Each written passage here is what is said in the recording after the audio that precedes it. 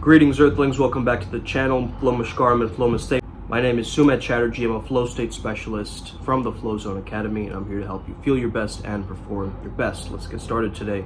Today's video is all about how to connect with your ancestors. Okay, I got recently asked this question. Also, the deity most associated with my groundedness or my root chakra was telling me about ancestry and ancestral magic quite recently, so it's weird that you brought that up. Usually when people bring up the word ancestor, you think of the past, right? But I think there is something called your future ancestors as well. And this is where the game changes, okay? And I really think that by understanding your bloodline, by understanding your genetics, by understanding your DNA, okay? Sometimes people do that quiz, right? 23andMe or whatever.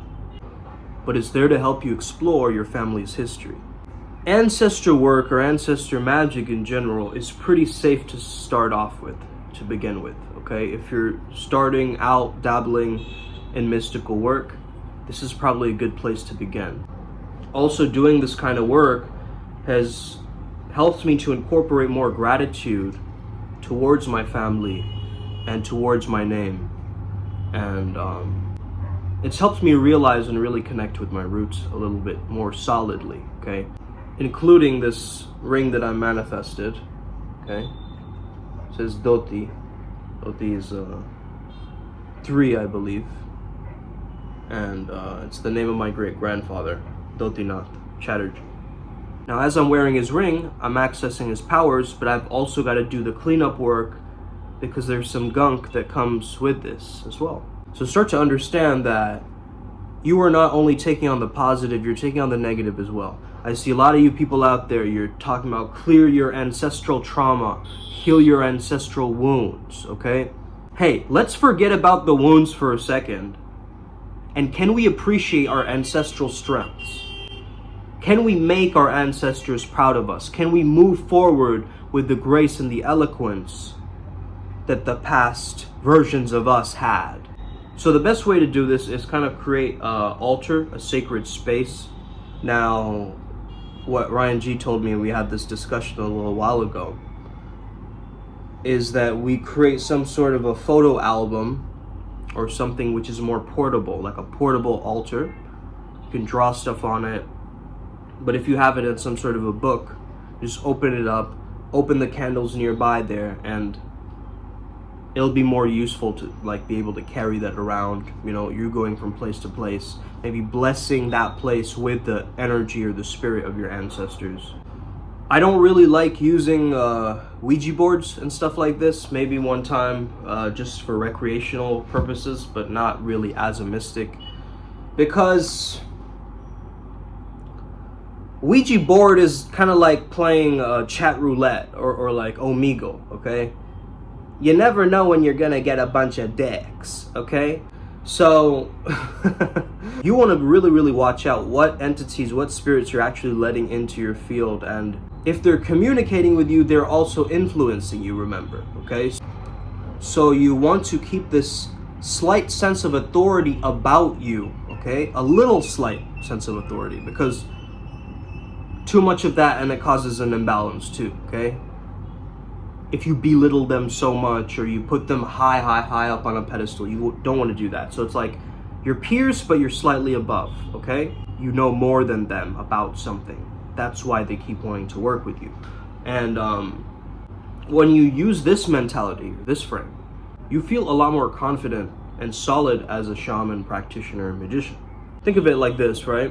You go to a specific location in the astral and you have to speak to their manager.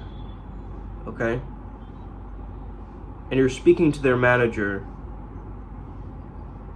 but then after like 15 minutes, you're realizing this is a pointless conversation, that this being just wants to waste your time.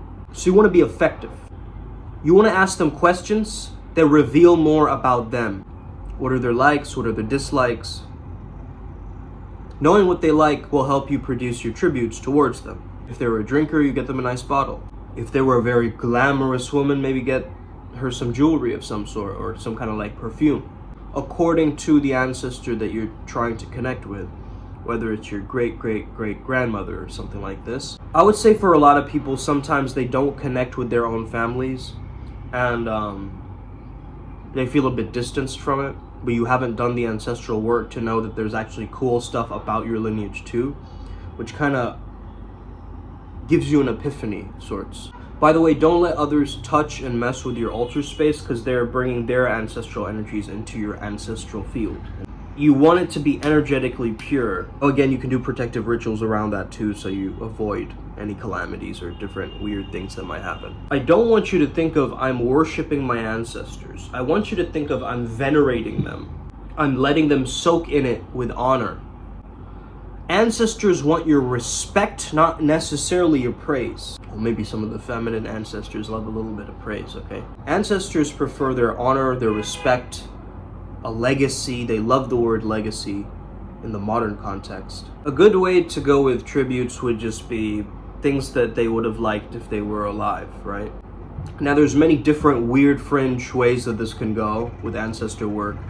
I don't really go into the whole necromancy and all that kind of weird stuff. Like there's certain people who would like sleep next to a grave so they can speak with the spirit who is buried underneath the grave and so forth. You do your thing, okay? That's not necessarily going to be for me. Or like, you know, burning hell money or something like this, which is like burning fake money, so it goes to that ancestor in hell or something like that. Definitely check out any sacred sites or heritage centers, okay? Different places with roots in the building, historical places. This stuff is great for ancestral work, just because being around the energetics of a place like that is going to give you visions and different things if you're very high in your level of consciousness, mysticism, and general practitionership as an adept. So some people hold a lot of trauma and guilt towards their own families, I get that. But then you can also tap into something called the collective ancestry, okay?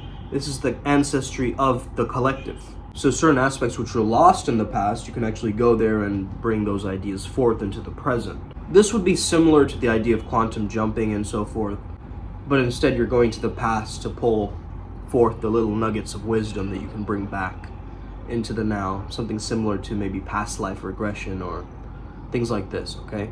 So apparently, and this is what my parents have told me, is that I have a temple that's in my family lineage name, and if I continue to live in that space growing up, I would have ended up probably, because I'm a Brahmin, probably a priest of sorts, working at that temple. And isn't it interesting how nowadays I'm introducing the concept of the priest beast and doing this thing like this, because I mean, I find synchronicities like that fascinating. So apparently, I think I own a Shiva temple, and what they told me is that there were certain two snakes that sort of coiled and like protected the place. And I think that's the coolest thing ever, just because there's this theme of twin snakes or two nagas, which is amazingly beautiful because of the staff of Hermes, the caduceus, right?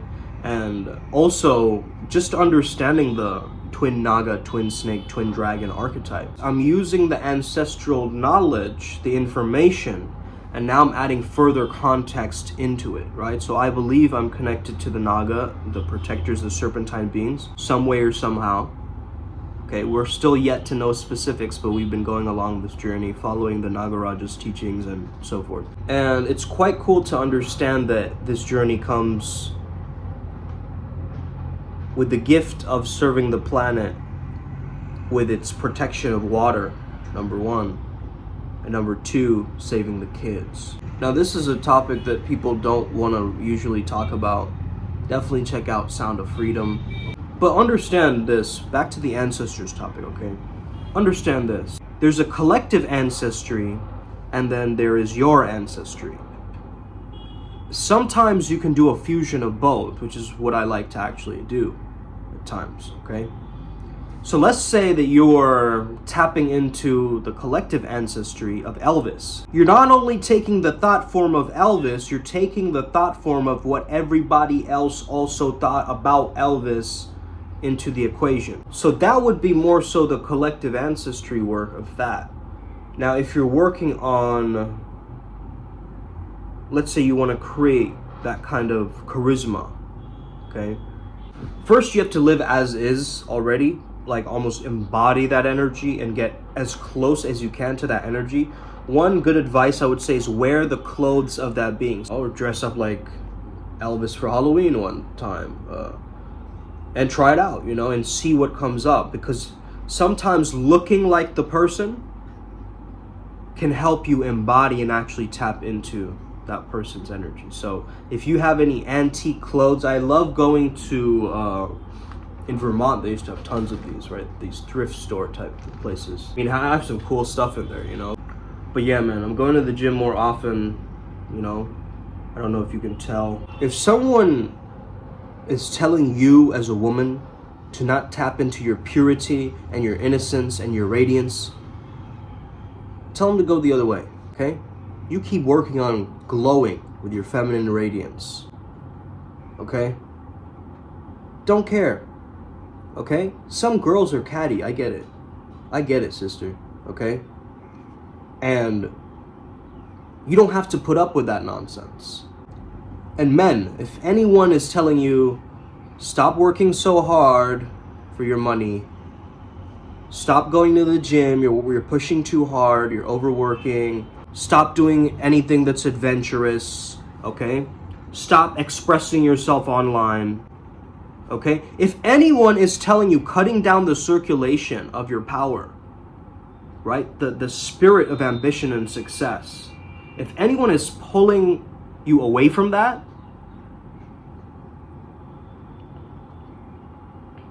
just mentally banish them. Just go, whoosh. There's a wall between you and your success, and they're not interfering anymore. It's like an etheric wall, right? I do this all the time. It's so powerful because, hey, your ancestral energy is a solemn, soulful, wholesome practice. And if someone else comes in and starts, you know, tinkering with that energy, what would you want your kids and your future kids and your future kids and your future kids, and you get the point. What are the things that you would like them to engage in? Do you want them to be able to step up to bullies, okay? Hey man, put something in that future ancestral altar that reminds them of that ideology. Maybe a book of some sort that you want passed on, okay? Maybe it could be, it could be a pair of boxing gloves, right? It could be like an old photograph. It could be some digital art that you made. It could be something. Nowadays we have the cloud, so we can probably transfer everything digitally nowadays, right? And have a digital altar space. Even in the, you know, metaverse or whatever, thinking of creating altar spaces or temples in the metaverse eventually, which is going to be very cool. But we have to watch out for that, right? We really need someone who's smart about this. Create solace or sanghas in the metaverse. So I don't know. I'm just putting that out there. If anybody knows or if anybody has access to doing that, I think it would be really, really cool. Guys, Costa Rica Retreat is up and coming. It's all gonna be focused on the fear of success, the fear of your own greatness. So if you feel resistance towards coming, that's exactly why you need to go. In the hero's journey, they tell you something which is called the refusal to the call. Okay, it's the feeling of, I'm gonna back out the last minute. I'm not gonna do it. So imagine, right? You're waking up, you're in the beautiful lush forest. You just roam around and you just see the beauty of the Costa Rican nature, the spicy, fiery culture, the dancing, the lifestyle.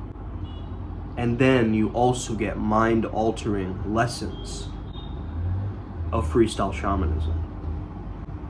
Sounds like a deal. Okay, sign me up. Where do I go to do that? Okay, so if you're interested in that, definitely shoot me a message. I mean, you'd just be silly not to. You'd be a silly goose, okay?